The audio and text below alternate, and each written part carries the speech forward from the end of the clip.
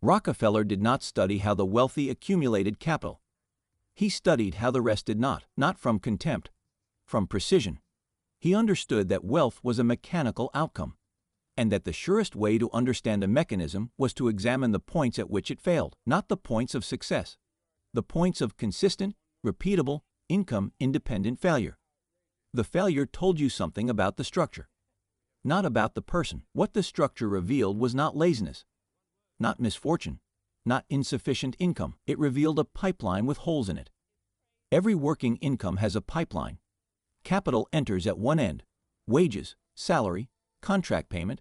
The mechanism does not matter. The pipeline's function is to build pressure, to hold sufficient capital inside the structure that it can be deployed, positioned, and compounded into something that grows independent of the pump. That is what the pipeline is designed to do. Not to pass capital through to consumption, to build pressure. Most pipelines never build pressure, not because the pump is insufficient. The pump runs. The income enters. The account balance rises at the beginning of the month and falls by the end. The pump runs again. The balance rises, falls, rises, falls. The pipeline never pressurizes because it cannot, because it has holes in it, and the holes drain the capital out faster than the pump can replace it. 7 specific holes, not character deficits, not moral failures, structural habits, behaviors embedded so thoroughly in the daily operation of a financial life that they become invisible to the person practicing them. They do not register as drainage. They register as normal life, as the reasonable, defensible choices that any reasonable person makes inside the circumstances they are navigating. That is what makes them structurally dangerous. The hole that resembles a reasonable choice is the hole that never gets sealed. This is a ledger of all 7, each hole located in the pipeline. Each one named, not as a moral inventory, but as a structural diagnosis. You will simply be unable to look at your pipeline the same way again. There is a specific financial condition that almost nobody has named with accuracy: a real income, not surplus, but real. Sufficient, by most measures, to produce accumulation across time. The obligations are met. The work is consistent. The income is not negligible. And yet, at the end of 4 years, 5 years, the financial position is roughly identical to where it was when the earning began. The balance is slightly larger. The obligations are slightly larger too. The margin has not expanded. The position has not improved. Nothing has collapsed. But nothing has built. The question that persists beneath all of it is the one that has not been answerable. What, precisely, is wrong? The answer is not what has been offered. The explanations most commonly provided locate the problem in the individual, in discipline, in priorities, in the psychology of spending, in the relationship with money. Some of these carry enough surface credibility to resist easy dismissal. Many people have accepted portions of them and experienced the particular exhaustion of attempting to modify a behavior they cannot define precisely enough to change. The problem is not in the individual. The problem is in the structure, specifically in 7 points within that structure where capital exits the pipeline before it can build pressure. These 7 points are not random. They are not particular to any one person's circumstances. They appear with remarkable consistency in the financial structures of people across every income level who remain at roughly the same position year after year, despite continuous, legitimate work. Each of the 7 habits is reinforced by a system that benefits from its continuation. The commercial infrastructure, the social architecture, the psychological design of modern financial products. Each one is oriented to profit from the drainage. The hole is not an accident. In most cases, the hole is an engineered feature of a system that depends on the capital flowing through it rather than accumulating inside the pipeline. Understanding this changes the nature of the problem. Not from unsolvable to solvable. It was always solvable.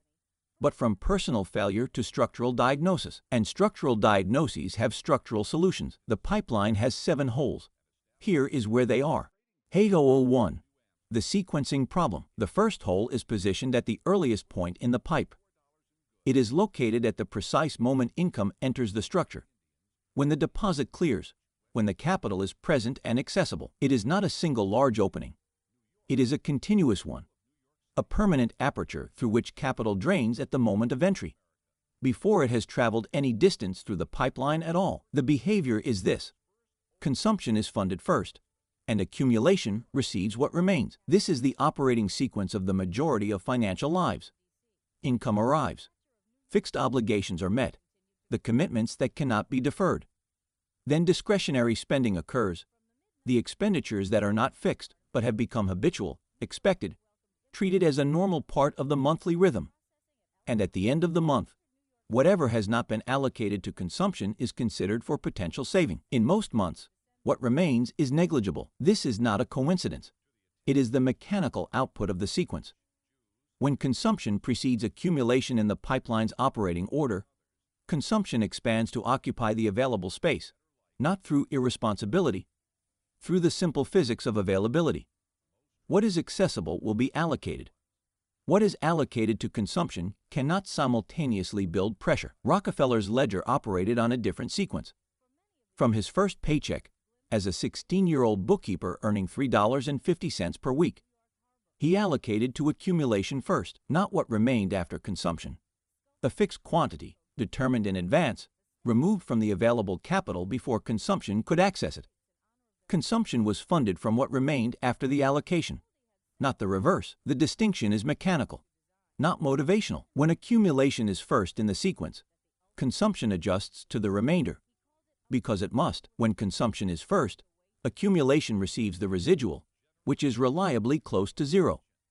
Because consumption expands to fill available capital with a consistency that has nothing to do with individual character and everything to do with the structure of the sequence. The first hole is not a spending problem. It is a sequencing problem.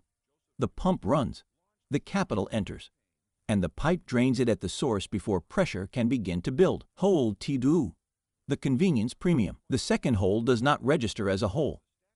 It presents as efficiency, as the rational accommodation of a person with real demands on their time and attention. Each individual decision that contributes to it feels small. A modest premium here, a slightly elevated price there, the cost of the option that requires less friction. In the moment, it is invisible as drainage. The whole is the aggregate. Convenience spending does not appear as a line item in most financial ledgers. It is distributed invisibly across other categories. The delivery fee recorded under dining, the recurring charge filed under entertainment, the premium paid for the ready-made option absorbed into a category too broad to reveal its actual composition. The drainage is real. The drainage is consistent. The drainage is invisible precisely because it has been distributed across labels that obscure what it actually is. The mechanism of this whole is this: modern commercial infrastructure is specifically engineered to extract value from the friction points of daily life. Every moment at which a task is inconvenient, a decision is cognitively costly, or time is scarce, there is a product or service positioned to capture a premium from that inconvenience. The extraction per transaction is modest. Across a full month, the aggregate drainage through this single hole frequently exceeds the capital that could otherwise be directed into the accumulation sequence that Hole 1 describes. Rockefeller kept his ledger in part to make this hole visible, not to eliminate convenience. That is not the structural principle, but to see the aggregate with precision, to know what the convenience was actually costing, in total, across the month. The individual transactions were not the diagnostic problem. The invisible aggregate was. The second hole requires a ledger, not a budget. A budget is a plan for how capital should flow. A ledger is a record of how it actually flowed. The plan and the reality diverge precisely where convenience spending operates, because convenience spending does not occur in the planning phase. It occurs in the unplanned moments, the friction points, the small decisions made under time pressure. The whole is invisible until measured. Once measured, it cannot be unmeasured. The pipeline is draining here daily, not dramatically, not catastrophically, but consistently, and consistency applied to drainage rather than accumulation produces the same geometric consequence, running in reverse. Hole 3. The subscription architecture. The pipeline does not drain only through visible transactions. Some drainage is structural, built into the operating rhythm of the pipe itself, drafting capital on a schedule the owner of the pipeline did not set and cannot easily see. The third hole is the most precisely engineered of the 7, the subscription model, The recurring charge that requires no active decision to continue, that persists until a deliberate cancellation is executed, that operates below the threshold of attention because the individual amount is small and the billing cycle is monthly or annual, is not a convenience mechanism for the consumer. It is a capital extraction instrument designed to defeat the consumer's natural tendency to reevaluate purchases at regular intervals. The standard transaction requires a decision at the point of exchange. The consumer evaluates, decides, pays. The friction of the decision is also its protection. It creates a moment of conscious allocation. The subscription eliminates this moment. The decision was made once at enrollment. Every subsequent charge is automatic, frictionless, and below the threshold at which evaluation occurs. That is the architecture of the whole. The individual subscription is rarely the problem. Most people can justify each subscription examined in isolation. The streaming service is used. The software serves a function. The membership has theoretical benefits. The individual justifications are often technically accurate. The structural problem is not any single subscription. It is the aggregate portfolio of subscriptions that has accumulated over years of frictionless enrollment without equivalent attention to cancellation. The average person holds more active subscriptions than they can enumerate from memory. This is not a failure of attention. It is the designed output of an enrollment process optimized for ease and a cancellation process optimized for friction. The asymmetry is intentional. The whole was engineered. Rockefeller held a principle regarding recurring obligations. Every recurring cost must justify its continuation on a recurring basis. Not once at enrollment, continuously. An obligation that cannot demonstrate ongoing value at a current review is an obligation whose drainage should be stopped. The third whole requires a single audit, not a new habit, not a recurring system, but a one-time enumeration of every recurring charge in the pipeline. Every subscription, every membership, every automatic renewal, examined against one question: does this justify its continued extraction? Some will not. The ones that do not are holes that can be sealed in an afternoon. The drainage through those holes will not return. Renting your position. The first three holes were friction losses. Small, consistent drainage points that reduce the volume of capital available for accumulation. The fourth hole is different in kind. It is not a friction loss. It is a structural positioning failure, and it is the hole through which more capital drains across a decade than all three friction losses compounded. The behavior is this: paying, month after month, for the use of an asset that is not owned and will never be owned through the act of paying, while the owner of that asset accumulates the capital that the payments fund. This is renting. But the structural diagnosis extends beyond residential rent. It encompasses every arrangement in which recurring payments purchase temporary access rather than building equity. The lease that returns nothing at its conclusion. The software subscription that holds the workflow hostage. The financial product that charges a management fee on capital that is nominally the investor's but positioned in a structure that benefits the intermediary's accumulation before the investors, when capital that could be building equity is instead funding access. When the monthly payment produces a receipt and not an asset. The pipeline is not merely losing pressure through friction. It is actively transferring capital from one accumulation structure to another. The landlord's pipeline receives what this pipeline is losing. The leasing company's pipeline receives it. The financial intermediary's pipeline receives it.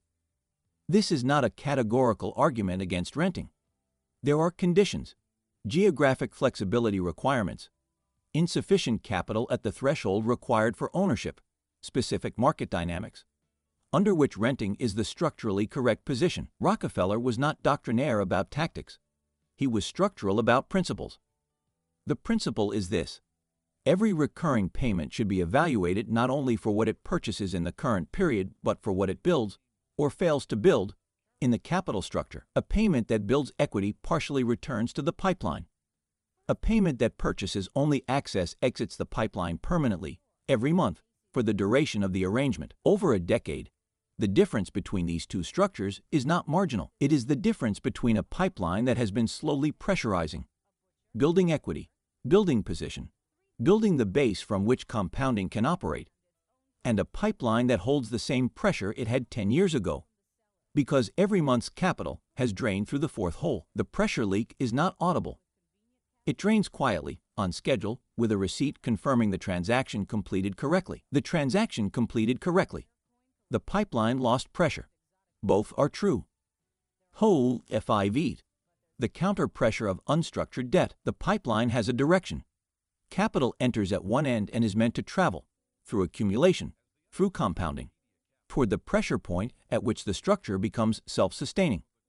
Every hole examined so far drains capital in the direction of travel. They reduce what arrives at the accumulation end. The fourth hole drains capital through the transfer of payments to someone else's accumulation structure. The fifth hole operates differently, and more aggressively. It does not merely drain capital from the pipeline. It reverses the pipeline's direction. Unstructured debt, high-interest consumer obligations, revolving credit balances, deferred payment arrangements incurred to fund consumption rather than acquire productive assets, is not a passive drain. It is an active counterpressure. It pushes against the direction of accumulation. Every dollar entering the pipeline from income must first overcome the pressure of debt service before it can travel any distance toward the accumulation end of the structure. The mechanism is this. When a revolving credit balance is carried at 18% annual interest, the capital flowing into the pipeline is not moving toward accumulation. It is moving toward neutralizing the counter pressure of the interest obligation. The pump runs. The income enters.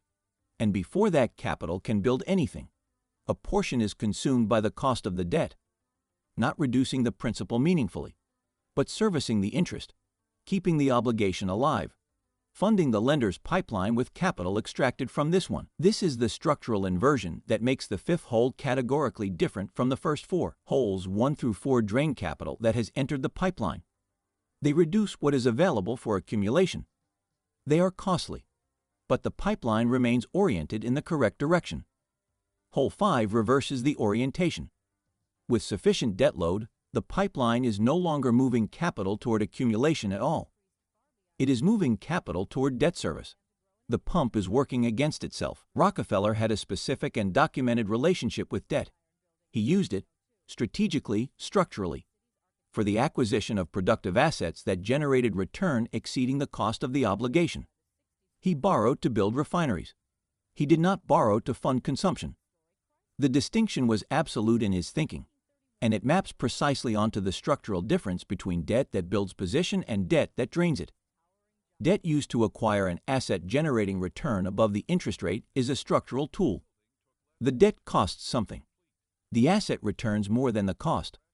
The pipeline gains pressure through the arrangement. Debt used to fund consumption is a structural drain.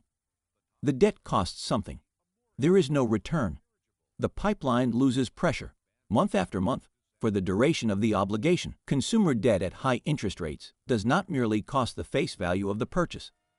It costs the compounding return that the capital consumed by interest payments would have generated had it remained in the pipeline. The arithmetic is not abstract. A $4,000 credit card balance at 18% annual interest costs approximately $60 per month in interest alone. $60 that exits the pipeline without reducing the principal. $60 that cannot accumulate. $60 that, retained in the pipeline and compounded at 7% annually across 10 years, becomes not $60, but approximately $118. That is one balance. The person carrying this position for 4 years is not carrying one balance in isolation. They are carrying the structural weight of an obligation whose interest payments are consuming the capital that would otherwise be building toward what the ledger calls the bedrock threshold, the minimum quantity of accumulated capital required for the compounding mechanism to run independently of the pump. Below that threshold, the pipeline depends entirely on the income entering it. Above it, the structure begins to generate pressure on its own. The fifth hole makes that threshold unreachable. The fifth hole does not merely drain the pipeline. It installs a counterpump at the drain, pushing capital out faster than friction alone could remove it. Sealing this hole is not a matter of discipline or deprivation. It is a structural sequencing decision. The same logic that governs Hole 1.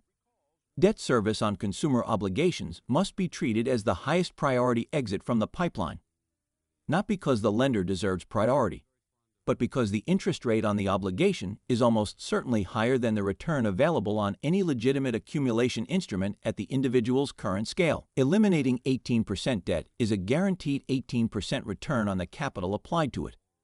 No accumulation vehicle at this scale produces a guaranteed return of that magnitude. The counter pressure must be removed before the pipeline can pressurize. The pump must stop working against itself. Hole 6. The absence of a ledger. 5 holes. 5 points where the pipeline loses pressure. The pump runs. The capital enters.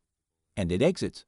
Through sequencing, through convenience, through subscriptions, through rented positions, through counter pressure. The mechanism is now named. What makes all 5 sustainable is not the drainage itself. It is invisibility. The first 5 holes drain capital through specific behaviors. The 6th hole is different in structure. It is not itself a drainage behavior. It is the condition that makes all 5 drainage behaviors invisible, sustainable, and therefore permanent. The 6th hole is the absence of a ledger, not a budget. A ledger. The distinction is the same one Rockefeller drew in his own practice. And it is not semantic. A budget is a plan. It describes how capital should flow, constructed in advance, under conditions of relative calm and intention. It reflects what the person believes about their financial behavior. A ledger is a record. It describes how capital actually flowed, constructed from transactions, reflecting what the pipeline actually did. Not what was intended, but what occurred. The gap between the budget and the ledger is the location of the holes. Most people who consider themselves financially attentive maintain a budget of some kind, a mental model, a category system, an approximate understanding of where their capital goes. Very few maintain a ledger. Very few have mapped every transaction from the previous 30 days against the pipeline structure, tracking not just what was spent, but through which hole it exited, at what rate, and what the aggregate drainage was by category. Without the ledger, the holes are invisible. This is not a failure of intelligence. It is the natural consequence of operating without measurement. The human capacity to estimate financial behavior is systematically biased toward underestimating consumption and overestimating accumulation. This is not a character deficiency. It is a documented property of financial self-assessment in the absence of recorded data. The convenience spending feels smaller than it is. The subscription aggregate feels manageable. The debt service feels temporary. The estimates are consistently optimistic in precisely the ways that allow the holes to persist without triggering the discomfort that would motivate examination. The ledger removes the estimate. It replaces the comfortable approximation with the actual number. And the actual number, in most cases, is different enough from the estimate to be structurally significant, revealing the drainage rate the estimate had obscured, showing the aggregate of Hole 2's convenience spending as a figure that demands attention rather than a collection of individually invisible transactions. Rockefeller's ledger was not an instrument of self-punishment. It was an instrument of observation. He did not keep it to feel accountable for expenditure. He kept it to see the mechanism operating, to know, precisely, and without approximation, what the pipeline was doing with the capital that entered it. The ledger confirmed what was working. It also revealed, without sentiment, what was not. The 6th hole is the easiest to seal of all 7. It requires no behavioral change, no sacrifice, no restructuring of obligations. It requires only measurement, the act of recording what has already occurred, mapping it against the pipeline structure, and allowing the actual numbers to displace the comfortable estimates. What the ledger reveals will be uncomfortable. That discomfort is the ledger working correctly. The pipe that has been draining invisibly for years does not become less costly when the drainage is seen, but it becomes fixable. The hole that can be located can be sealed. The hole that remains invisible continues to drain indefinitely, not because the person is unwilling to address it, but because you cannot patch what you cannot find. The ledger finds the holes. Hole said VN. The absence of a patching sequence. A pipeline with 6 identified holes and no repair sequence is still a leaking pipeline. The holes have been named. Their locations are known. The ledger has made them visible.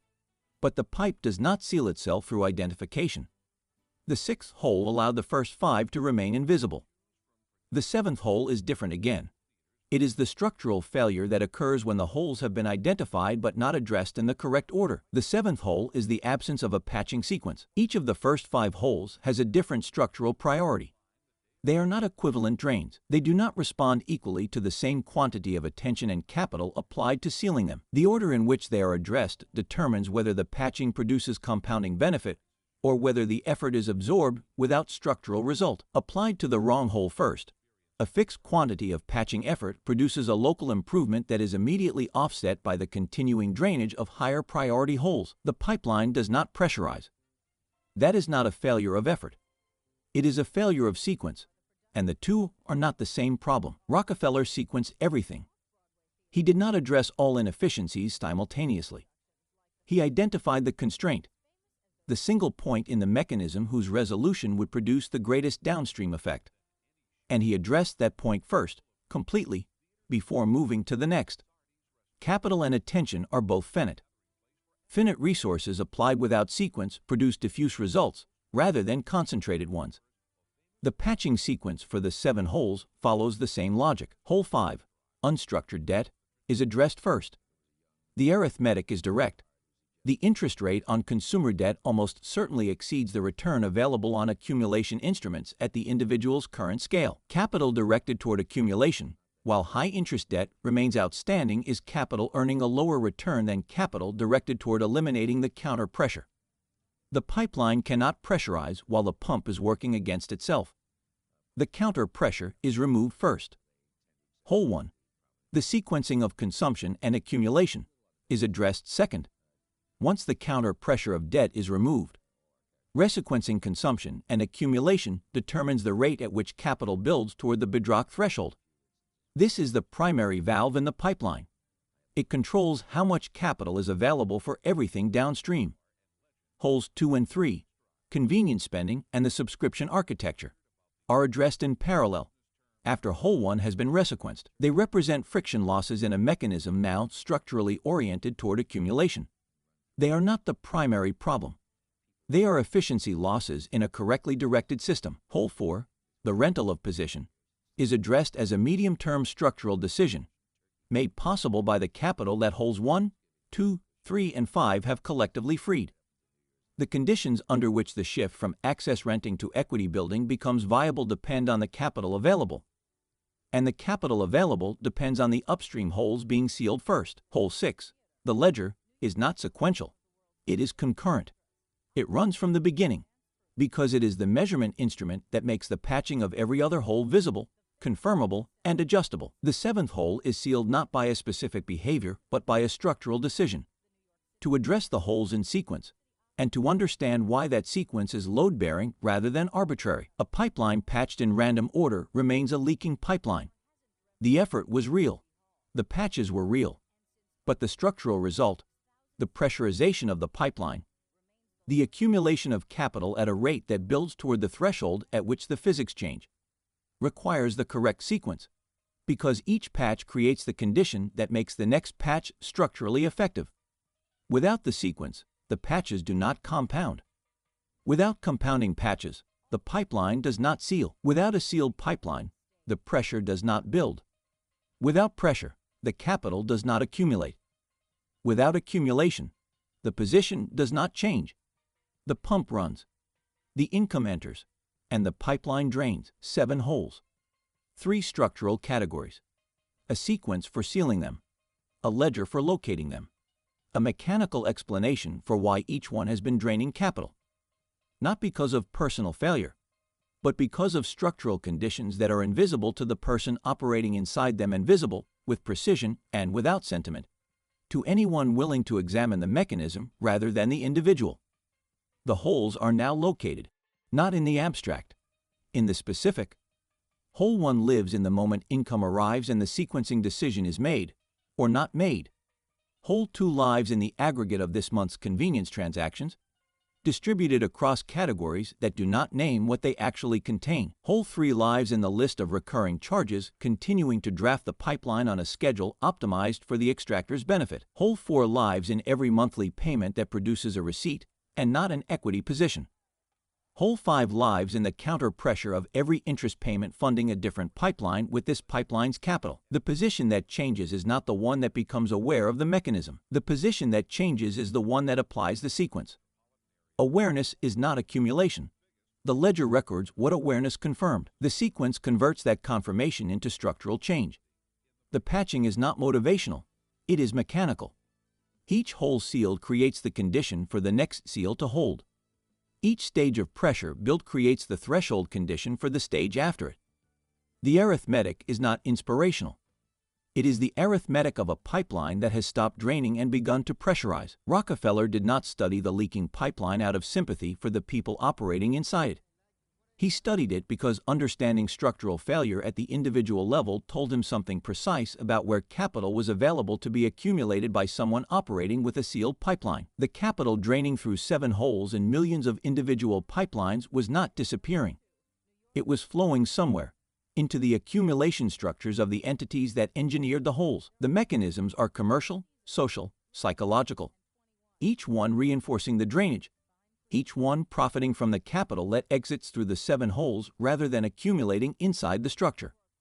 The design is not malicious, it is incentive. The same force that drives water through the path of least resistance drives capital through structures engineered to receive it. What the pipeline produces if nothing changes is not uncertain. It produces the same result it has always produced.